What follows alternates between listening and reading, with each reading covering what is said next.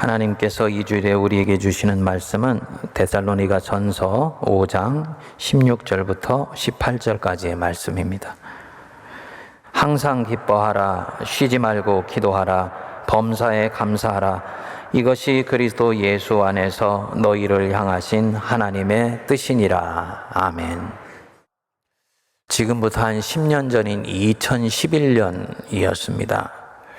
한국 교원 총회하고 EBS가 중학교, 고등학교 학생들 각각 40명을 모아서 위도 주머니에 녹음기를 달아놓고서 등교 후부터 점심시간 때까지 모든 대화 내용을 녹음을 했었습니다.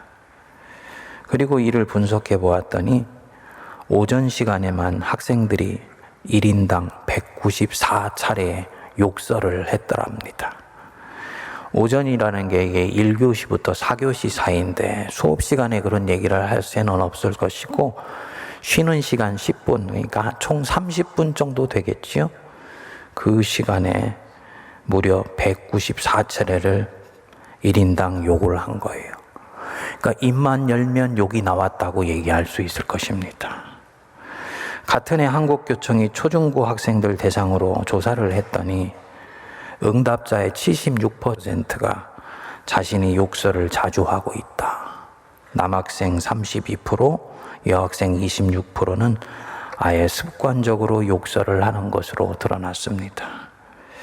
그로부터 한 10년 정도 시간이 흐른 거 감안해 보면 지금 우리 청소년들은 그때보다 훨씬 심해졌다고 생각할 수 있겠지요. 여러분, 어떤 사람이 쓰는 말을 보면 그 사람의 됨됨이를 알 수 있다 하지 않습니까?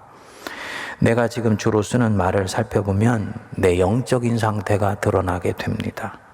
말이 그 사람의 마음의 표현이기 때문입니다. 우리 자녀들이 이렇게 말이 거칠어졌다, 이 말은 우리 자녀들의 내면 세계가 굉장히 황폐해졌다는 것을 말을 합니다. 경쟁사회 틈바구니에서 공부하고 앞이 보이지 않는 가운데 청소년 시절들을 일궈 나가는 것이 너무너무나 스트레스가 많은 것으로 느껴지는 것이지요. 옛날에 말 한마디로 천냥빚을 갚는다 그랬는데 이 말이 단순히 의사를 소통하는 수단이 아니고 말을 듣는 사람의 마음을 움직여서 그를 행복하게 해줄 수도 있고 지옥에 떨어지는 두려움과 염려를 집어넣어 줄 수도 있다는 말입니다. 말 한마디가 강철같이 경직되어 있는 마음을 움직여서 그 사람의 마음에 훈훈한 봄바람이 불게도 할 수 있어요. 오늘이 한글날인데 이 말이 이렇게 중요한데 여러분 어떠실까요? 우리 자녀들 걱정하고 나무라기 전에 우리 어른들은 어떨까요? 사람을 살리는 말을 늘 하시나요? 사람을 위로하고 격려하고 세워주는 말을 자주 하시나요? 아니면 정죄하는 말, 영혼을 메마르게 하고 그 영혼을 죽이는 말을 나도 모르는 가운데 툭툭 뱉어내게 됩니까? 앞으로 몇 주 동안 이 한글날 기점으로 해서 말에 대해서 좀 설교를 하려고 그럽니다. 내가 쓰는 언어의 이 작은 조각들이 세상을 훈훈하게 하고 다른 사람을 살리고 내 마음에 천국에 임하게 하는 그런 복된 말을 어떻게 사용할 것인가 좀 살펴보려고 그럽니다.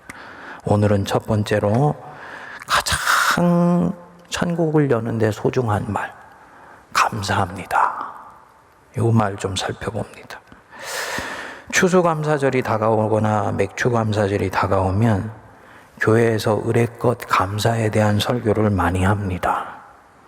그러면 어김없이 일각에서 크고 작은 볼멘 소리들이 들려오게 됩니다. 왜 감사를 강요하냐 하는 거지요. 감사는 내면에서 우러나는 긍정적인 마음이 밖으로 표현되어 나오는 것인데 왜 감사를 억지로 강요하는 것 같지 않냐 라고 불평을 합니다. 맞는 말이지요. 일리가 있는 질문이지요. 감사할 거리가 없는데 어찌 감사를 합니까? 감사합니다. 참으로 고맙습니다. 이 말은 누군가의 강요에 의해서 표현되면 안 되는 것이지요. 내 안에 감사할 이유가 분명히 있고 감사하는 긍정의 마음이 조성되어 있으며 감사할 대상과 이유가 명료할 때 감사하는 거지요. 감사할 거리가 없는데 감사하라고 하면 이건 강요고, 종교에서 경건의 이유로 이렇게 한다면 종교를 가장한 폭력일 수 있는 것입니다. 또 불평을 죽이고 강제적으로 감사하게 해서 공동체나 사회가 가지고 있는 문제를 가리는 교묘한 통치 수단으로 사용될 수도 있습니다. 그런데 오늘 본문 말씀을 보면 사도 바울이 분명히 이렇게 명령을 해요. 성경 보십시오. 항상 기뻐하라, 쉬지 말고 기도하라, 범사에 감사해라. 이것이 그리스도 예수 안에서 너희를 향하신 하나님의 뜻이니라. 감사해라. 명령입니다. 범사에, 엔판티, 모든 것 안에서, 모든 일어나는 일과 순간 안에서 감사해라. 헬라어로 유카리스테오라는데 하나님과 관련된 단어예요. 하나님이 내 인생의 모든 순간에 하시는 일이 선한 것을 믿고 감사해라. 이 뜻입니다. 여러분, 우리가 이런 명령을 대할 때는 한 가지를 늘 유념해야 됩니다. 성경에 나오는 모든 명령은 절대로 일반적인 강요가 아니라는 것. 성경에 나오는 모든 명령은 그 명령을 하기 전에 어떤 전제가 있습니다. 뭐냐? 이 명령을 지킬 수 있는 은혜를 주시고 그 뒤에 명령을 하세요. 그러니까 모든 명령은 그것을 지킬 수 있는 토대와 토양을 만들고 난 뒤에 하나님이 명령을 내리시라는 것을 염두에 두셔야 됩니다. 항상 기뻐해라. 하나님 명령이지요. 우리가 기뻐하는 것이 하나님의 뜻이라는 거예요. 생각지도 않은 보너스를 타는 이 샐러리맨, 기뻐하고 감사할 수 있죠. 천신만고 끝에 아이를 출산하고 품에 안은 그 산모, 그 영혼 깊은 곳에서 주체할 수 없는 기쁨이 터져 나오겠지요. 하지만 우리가 살다 보면 반대 경우도 얼마든지 있거든요. 사랑하는 가족이 갑작스럽게 세상을 떠났다. 기뻐하고 감사할 수 있을까요? 철봉에 매달리는 심정으로 고난을 참고 견디는 그 사람, 기뻐하고 항상 모든 일에 감사할 수 있습니까? 직장을 얻기 위해서 전전근근하다가 저녁에 어깨가 축 처져서 집으로 돌아온 그 청년의 마음, 정말 기쁨이 넘치고 모든 일에 감사할 수 있겠습니까? 지금 이 코로나 때문에 온 국민이 힘들어하는 와중에 감사합니다 라고 말할 수 있을까요? 인간은 명령이 떨어지면 순종하는 기계가 아닙니다. 그렇기 때문에 주님이 오늘 하시는 이 말씀 앞에, 주님 앞에 우리는 물을 수 있지요. 하나님, 기뻐할 수 있으며 모든 일에 감사할 수 있는 무엇을 내 인생에 주셨기에 주께서 나에게 이렇게 말씀하시는 것입니까? 물을 수 있습니다. 거기에 대해서 우리 주님이 우리에게 이 신약 성경 전체에 나오는 진리를 통해서 말씀하세요. 그래, 어떤 일이 터지든 기뻐하고 모든 일에 감사할 수 있는 네 인생의 근거가 있어. 첫 번째로는 이 세계가 독생자 예수 그리스도 안에서 실제로 새로워졌다는 것을 너는 알아야 된다. 예수님이 요한복음 19장 30절에서 말씀하셨습니다. 내가 다 이루었다. 십자가에 돌아가실 때 하신 말씀이에요. 무엇을 이루었겠습니까? 이 땅에 오신 목적, 십자가에 매달리실 때 예수님이 가지고 계셨던 당신의 삶의 간절한 소망, 그거 이루었다는 거지요. 악의 권세를 이기시고 우리를 구원하시려고 한 그 뜻을 이루었다는 거예요. 그래서 이제는 그 악한 권세에서 풀어내어서 우리에게 자유와 해방을 주시고 하나님의 자녀가 될 수 있는 모든 틀들을 이미 다 만들으셨다는 거예요. 이게 다 이루었다라는 뜻입니다. 여러분, 세상에는 하나님을 대적하고 하나님의 나라가 내 인생 속에서 이루어지는 것을 가로막는 세 가지의 악한 힘이 있습니다. 첫 번째로는 죄의 권세예요. 우리 심령 속에서, 제도와 시스템 속에서 역사하는 이 죄의 권세. 두 번째로는 사망의 힘입니다. 모든 사람 속에서 이 어둠의 그림자로 역사하는 이 죽음의 권세. 그리고 세 번째로는 마귀의 세력입니다. 보이지 않지만 이 마귀의 세력이 도처에서 하나님의 일을 가로막아요. 그리고 이 세 가지 힘이 함께 공모를 해서 예수님을 십자가에 못 박았습니다. 그리고 그들은 자신들이 이긴 줄 알았습니다. 그런데요, 예수님이 죽은 지 3일 만에 실제로 부활하신 거예요. 무엇을 뜻합니까? 이제는 이 세 가지 힘이 예수의 능력을 절대로 이기지 못합니다. 아멘 하십니까? 그렇기 때문에 부활 이전의 세상과 부활 이후의 세상은 완전히 다른 세상입니다. 부활 이전의 세상은 하나님이 섭리로 다스리시지만 여전히 도처에서 마귀가 가로막고 인간의 마음은 죄의 권세에 장악되어 있었습니다. 아무리 어떤 사람이 잘 살아도 마지막은 죽음이기 때문에 이 사람의 내면 세계 안에는 잿빛 구름이 가득했어요. 그런데 예수님이 이 죄의 권세를 인간 안에서 물리치셨죠. 세상에서 마귀의 힘을 꺾으셨죠. 죽음이 절대로 승리를 거두지 못하며 모든 하나님의 자녀는 영생을 얻는 축복을 얻은 거예요. 세상이 인간의 내면 세계에서부터 전 우주에 이르기까지 완전히 새롭게 되었습니다. 어떻게 할 수 있느냐? 사도행전에 보면은 사도들이 가는 곳마다 예수를 전하면 능력이 드러나는 거예요. 사람들에게 묶여있는 것이 풀려지는 역사가 일어났습니다. 귀신이 떠나가고 질병이 고침을 받고 하나님의 놀라운 은혜가 실제로 선포되었습니다. 그래서 우리 주님이 말씀하셨죠. 세상에서는 너희가 환난을 당하나 너희가 그리스도인으로 살면 때때로 환난이 있고 역경이 있다. 하지만 담대해라. 내가 세상을 이기었노라. 예수께서 세상을 이기셨습니다. 그래서 이 세상은 누가 뭐라고 할지라도 이제 예수님이 왕이시고 예수님이 주인 되시고 예수님이 세상을 통치하시는 것입니다. 에베소서 1장 22절이 이 부분을 분명히 말씀하죠. 또 만물을 그의 발 아래 복종하게 하시고 그를 만물 위에 교회의 머리로 세우셨느니라. 우리 성도들이 이 부분을 자주 놓칩니다. 구원을 받을 때 영혼만 구원받고 영혼만 거듭나면 된다고 생각하는 거예요. 그것은 시작입니다. 진짜 구원을 받을 때는 세상을 보는 관점도 거듭나야지 됩니다. 이 육의 눈으로 세상을 보는 이 비늘이 벗겨지고 영의 눈으로 하나님이 구원하시는 새로운 세상을 볼 수 있을 때 이게 세상을 보는 세계관이 구원받고 거듭난 거예요. 사도 바울이 그랬지요. 예수님 만난 이후에 눈에 비늘이 씌어져서 못 보게 되었지요. 그리고 아나니아를 만나서 기도를 받고 그 눈에 비늘이 벗겨집니다. 그리고 그가 새롭게 보는 세상은 완전히 다른 세상이었습니다. 예수님께서 다스리시는 세상이야.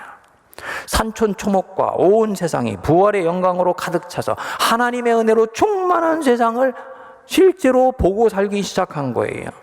그래서 성도들이 예수를 믿으면 육체의 비늘이 눈에서 벗겨져야 돼. 영의 눈이 띄어지게 돼서 예수님께서 이 세상을 실제로 다스리시고 계시구나. 이게 보여져야지 됩니다. 산천도 초목도 새 것이 되었고 죄인도 원수도 친구로 변한다. 이게 그냥 수사적인 표현으로 하는 것이 아니지요. 예수 믿고 거듭난 사람들이 그런 얘기 하잖아요. 예수 믿고 거듭났는데요, 정말 세상이 다르게 보였어요. 산도 하늘도 다 나에게 얘기를 하는 것처럼 들렸어요. 그 사람이 그날만 잠깐 그걸 본 것이 아니고 실제로 예수 그리스도 안에서 변화된 새로운 세계를 거듭난 사람이 본 것입니다. 우리가 바로 이 놀라운 은혜의 세계를 볼 수 있는 축복을 받을 수 있게 되기를 바랍니다. 이 세상은 그런 면에서는 더 이상 마귀가 다스리는 것이 아니고 예수께서 다스리시는 세상이에요. 우리가 사는 현실하고 너무 달라서 우리가 피부에 와닿지 않는 부분이 있지요. 여전히 세상은 회사를 가면 사장이 다스리는 것 같고, 국가는 대통령이 다스리는 것 같은데, 러시아는 푸틴이 다스리는 것 같은데, 아니요. 믿음의 눈으로 내가 이 세상을 보고 받아들이면 우리가 이제부터 사는 현실은 전혀 다르게 역사되기 시작합니다. 이 세상은 누가 뭐라 그래도 하나님의 은혜로 충만한 세상이다. 바로 지금 여기에서 우리 주님은 은혜로 역사하시고 계시고 나를 그 자리로 초대하신다. 무슨 얘기냐? 우리 인생은 하나님이 이미 이겨놓으신 세상 안에 살포시 초대받아서 이제 거기서부터 시작되는 인생인 거예요. 당연히 내가 사는 이 세상은 살아볼 만한 가치가 있는 거지. 전쟁터가 아니고 사느냐 죽느냐 둘 중 하나를 놓고 치열하게 싸워야 되는 정글 같은 곳이 아니에요. 안 믿는 사람은 세상을 전쟁터로 봅니다. 실제로 전쟁터이기 때문이 아니고 전쟁터로 보고 있기 때문에 전쟁터가 되어버리는 거예요. 푸틴이 세상을 전쟁터로 봅니다. 그래서 우크라이나 코밑에 서방의 힘이 치고 들어와 있으면 러시아의 안보에 위기가 온다고 생각하면서 전쟁을 그 뒤에 일으켜버린 거지요. 제가 초등학교 다닐 때 선생님이 자주 이런 말을 했습니다. 너희들 세상이 얼마나 무섭고 살벌한 곳인지 아니? 총알만 날아가 다니지 않을 뿐 세상은 전쟁터야. 살아남기 위해서라도 공부 열심히 해야 돼. 물론 선생님이 공부 열심히 하게 하려고 건강한 긴장을 주게 하려고 했었던 부분들은 이해가 됩니다만 선생님이 우리에게 보여준 그 세계관은 그것은 바른 세계관이 아니었어요. 안타까운 것은 무엇이냐? 선생님이 이렇게 얘기를 하고 부모님이 나에게 얘기해 준 이 세계관, 세상이 전쟁터라고 얘기하는 이 세계관이 프로그램이 되어서 내 안에서 지금까지 움직여가고 있는 것이지요. 저는 예수 믿기 전까지 정말 세상이 전쟁터인 줄 알았습니다. 근데 예수님을 믿고 나서 보니까 그분이 진짜 세상의 왕이더라고요.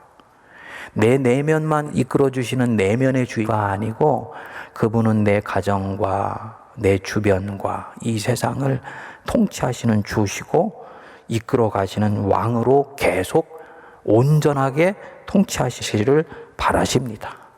여러분, 하나님이 누가 뭐라 그래도 이 세상을 다스리신다. 믿으시기 바랍니다. 하나님이 내 인생을 이끌어 가신다.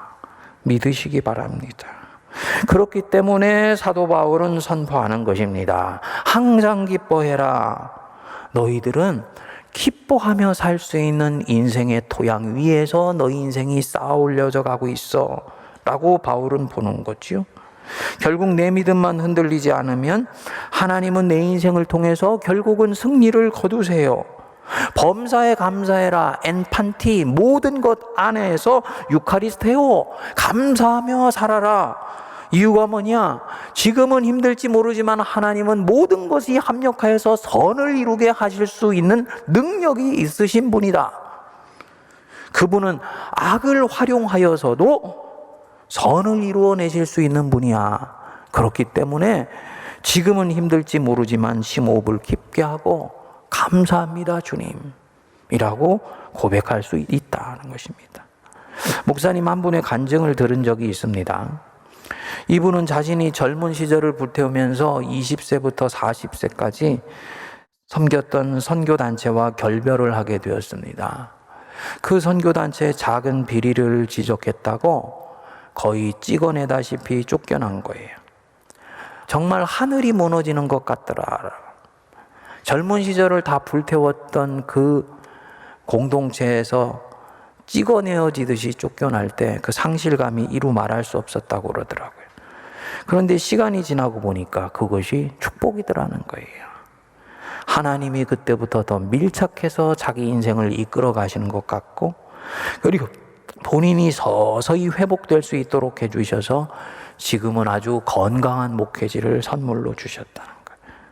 그리고 속상하지만 자신이 섬기던 선교단체는 거의 망해서 형체만 남아있다 그러더라고요. 떨궈질 때는 그렇게 힘들었는데 하나님 신뢰하면서 바른 길 선택했을 때 하나님은 내 인생의 가장 선한 것으로 갚아주시더라는 것입니다. 무슨 얘기냐? 우리 인생 속에는 분명히 내가 원하지 않는 방향으로 삶이 전개되는 것 같은 순간이 있어요. 그건 내가 원하는 게 아닌데 라는 식으로 가는 그 인생의 순간들이 도처에 있습니다. 그리고 이때마다 우리는 상실감을 느끼며 낙심합니다. 그런데 여러분 믿으십시오. 하나님은 이것까지도 다 합력하여서 나중에는 선을 이루어내시는 분이세요. 요셉의 형들의 그 악한 모습이 요셉의 인생에 하나님의 경륜을 이루는 데 사용될 것이라는 것을 누가 알 수 있었겠습니까?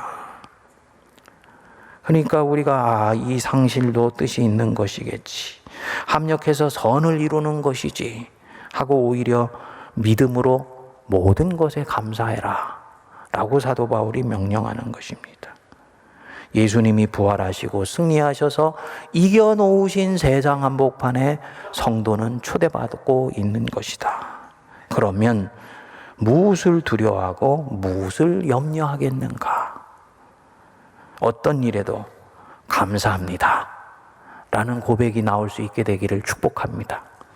처음에는 의지로 나오고 그 다음엔 가슴으로 나오고 그 다음엔 뱃끝에서 올라오는 영혼으로 감사합니다 라고 고백할 수 있게 되길 바랍니다. 둘째로는 하나님이 나를 지금 모습 그대로 받으시고 있기 때문이에요. 수고하고 무거운 짐진 자들아 다 내게로 오라. 내가 너희를 쉬게 하리라. 기독교는 분투와 쟁투와 헌신의 신앙으로 시작하지 않습니다. 기독교 신앙은 쉼의 신앙으로 시작합니다. 하나님이 사람을 6째 날에 지으시고 7째 날에 쉬셨어요. 그러니까 사람이 맞이한 첫날은 안식일이었습니다.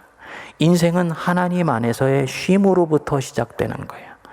전쟁터 같은 세상에서 다 긴장하고 스트레스 받으며 살아가던 사람이 그 영혼 깊숙한 곳에서 자기 인생이 하나님의 자녀로서 받아들여졌다라는 깊은 영혼의 평안함과 만족감이 있습니다.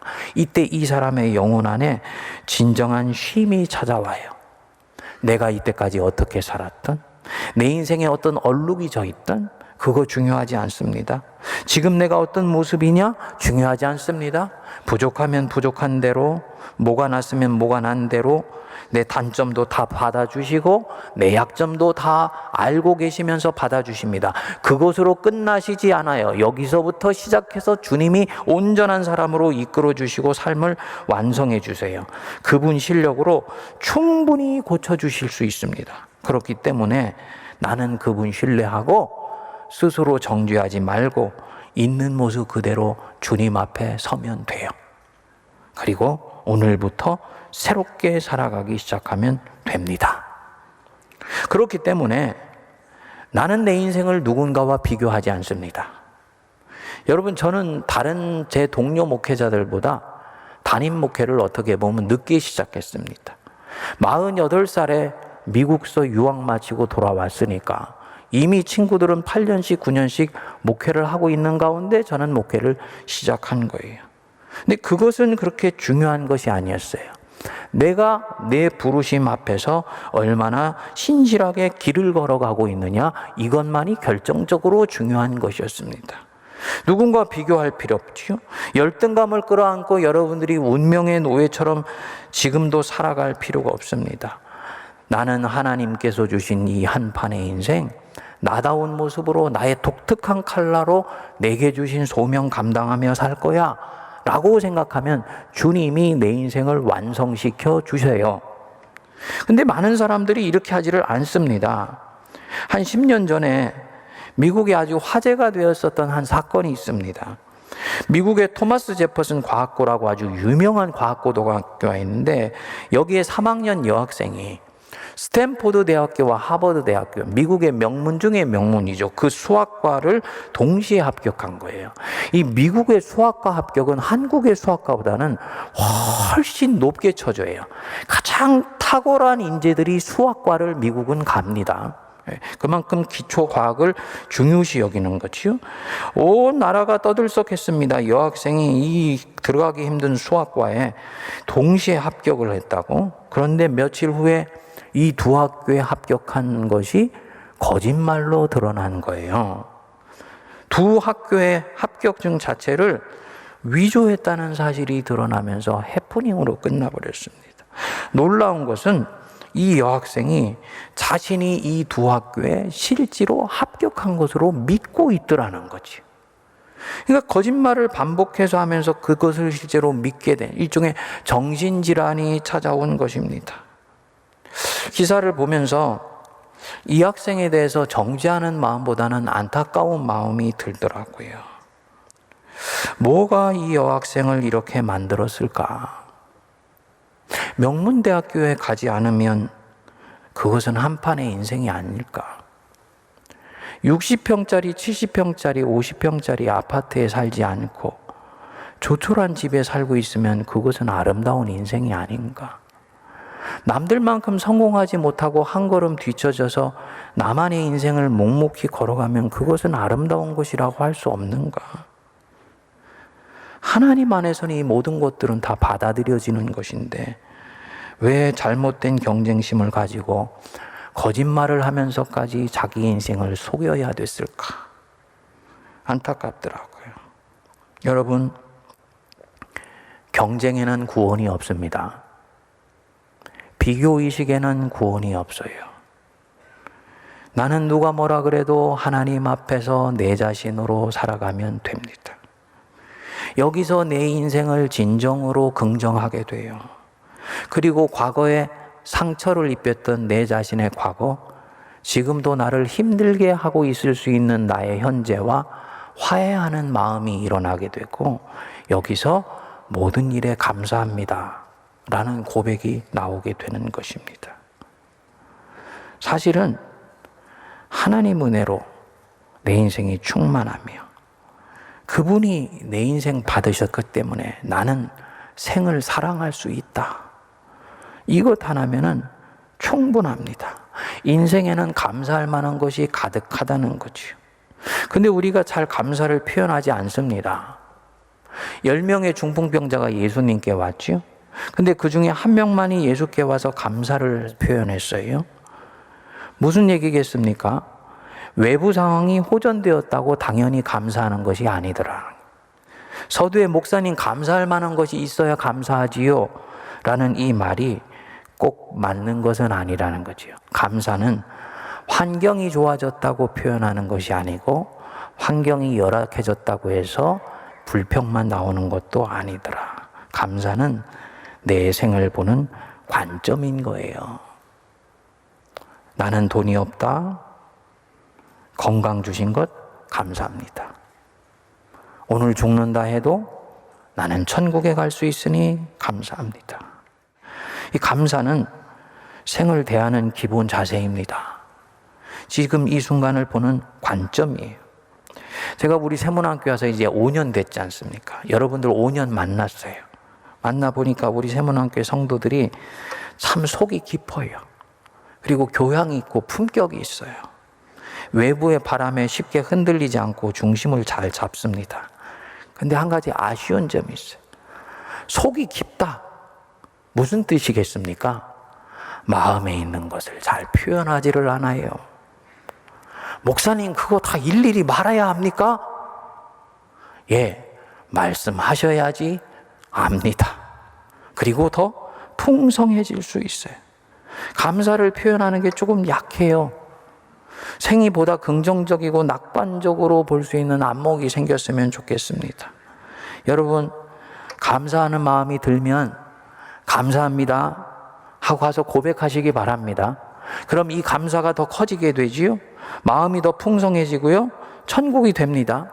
세문학교에 처음 왔을 때 교회의 5대 사역 비전을 얘기할 때 목사님 이거 꼭 하면 좋겠어요. 그래서 성도들이, 장로님들이 원해서 하나 정한 게 있어요. 이게 뭐냐면 사랑과 나눔으로 따뜻한 교회. 우리 교회 다 좋은데 더 따뜻해지면 좋겠다. 더 따뜻해지는 가장 소중한 방법이 무엇일까요? 따뜻한 말들을 서로 자주 주고받으면 됩니다. 내 마음속에 있는 따뜻한 마음들, 인위적인 것 아니면 자꾸 표현하면 점점 따뜻해지고 점점 마음이 풍성해지는 천국이 되는 거예요.